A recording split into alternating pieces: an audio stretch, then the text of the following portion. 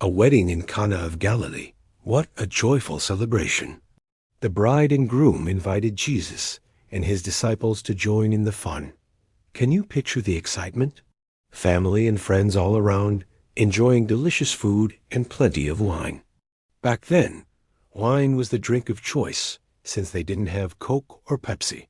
It's all about that festive vibe, right? But then, disaster strikes, the wine runs out. Talk about an awkward moment for the host.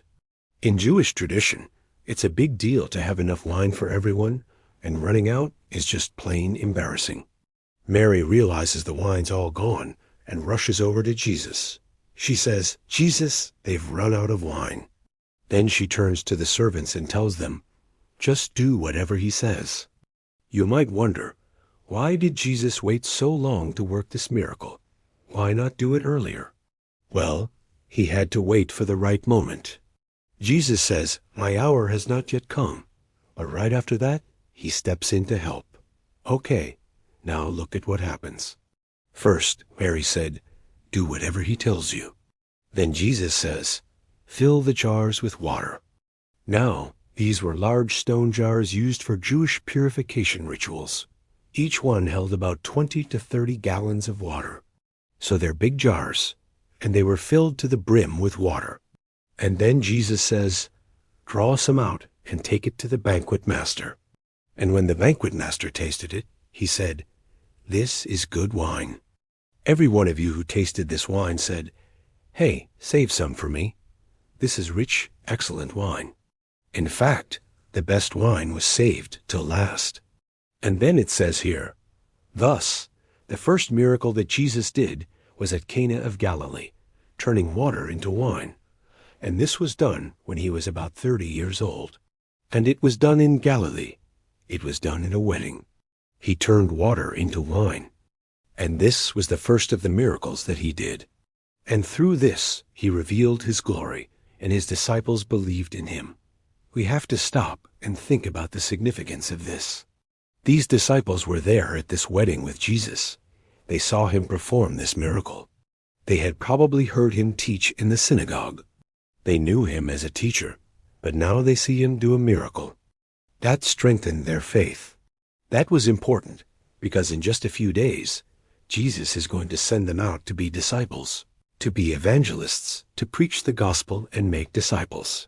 They needed to have strong faith in Jesus, and this was a part of that. And as believers today, we need to remember that we serve a miracle-working God. Jesus still does miracles today.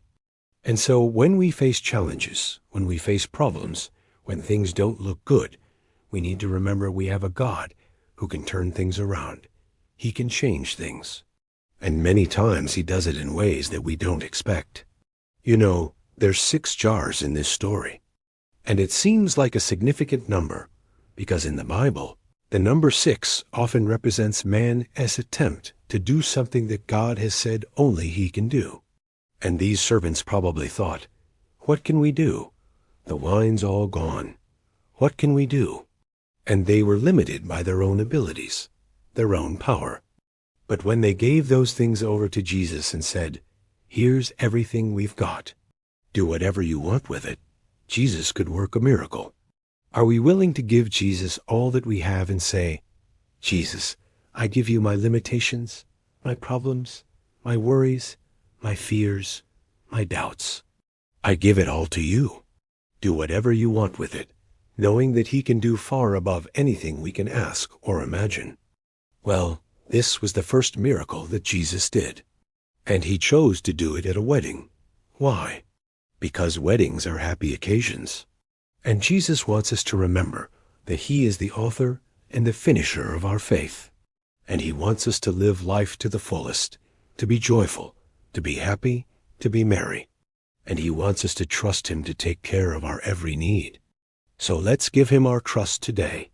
Let's give him our praise today. And let's remember that he loves us very much.